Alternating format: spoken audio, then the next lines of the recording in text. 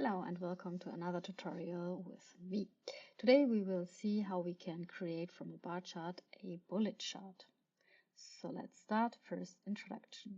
My name is Catherine and I'm Managing Director of Yoda BI Consulting, and I'm also the founder of the Female Fabricator and Power Platform User Group. You can find me on Blue Sky, on LinkedIn, of course here on YouTube, and if you want you can connect with me. Let's start. Today we will see how we can create a bullet chart from a simple bar chart in Power BI. So how we can come from this, you see this, to this. Okay, let's start. First, I created a file, so you can find it in the comments or in the description area below the video. And I have a solution area and I have the exercise where we will now build together the visual. Okay, first, before you start, we need some measures. So we have a revenue measure here. We have a month over month. We have the delta from the revenue and the month over month, and we have a little format here in it. You will see later why. We have the percentage month over month. We have a up and down color measure, and we have a zero line. So now let's start. First, we search the cluster bar chart. Click on it. Then you get the frame. In this frame, now we can fill in our data.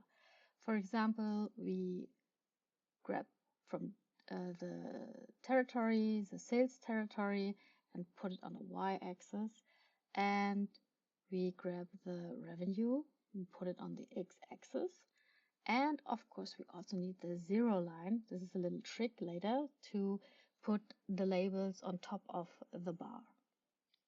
Okay, now we have our ground structure. Next we go to our format area. In this and in the analysis area, we will work now and see how we can create these bullet chart.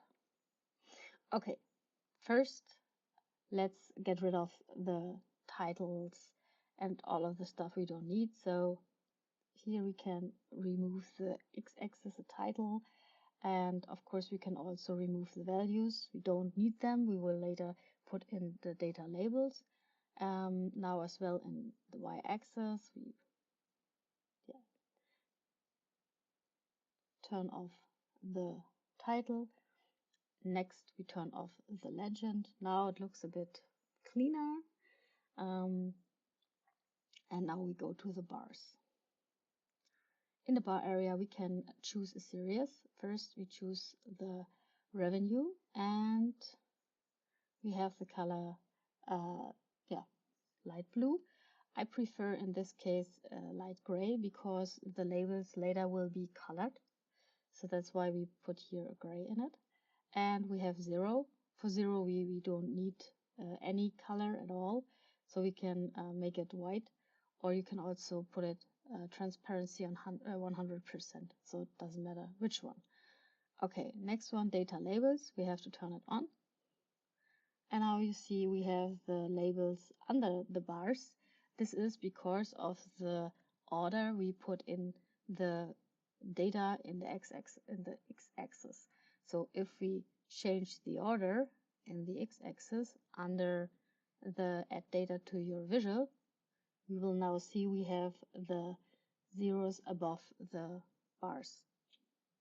Okay, jump back into the format area, open the data labels. Now we choose a series here, the revenue, and show for this series, we turn it off.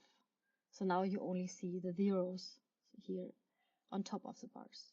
Then we choose 0. And now we can say here under value that we turn this off because we don't need the value of the 0. We put in details.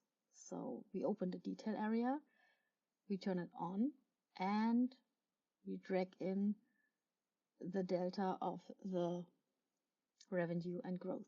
So now you see here we have in gray the numbers And if we want now a bit of color, we can do this. If we click on FX under color, choose the format style file field value, and here we put in our up and down color measure. Okay, looks good, right? So now we have here a green.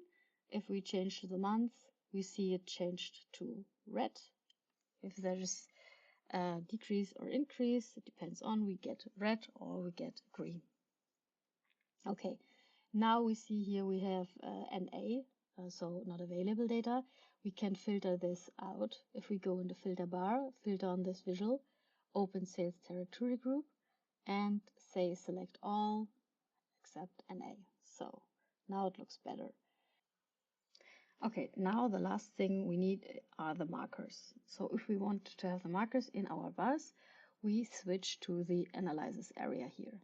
We open the error bars, and under apply settings to series, we choose the revenue. Under revenue, we put in the month over month in the lower bound. We enable this option, and now you have to make sure that you don't have the lines in here, otherwise there will be a little glitch. So turn on the bars so that it's on, turn on the markers, choose the dot or choose another element you want, and then you can turn off the bars. And now you have the markers in, and now you can make the markers a bit bigger, and that's it. Now you can see if we change the month, we see that the markers also change their position, depends on the increase or the decrease. And you see here we have a plus, so the marker is in the bar because the rest of it is a plus. And if you now want to have, for example, a title, a subtitle here, you can turn it under the format your visual. You can go to title, then you can open the title, and there's also the subtitle. You can put in here, for example, bar chart as bullet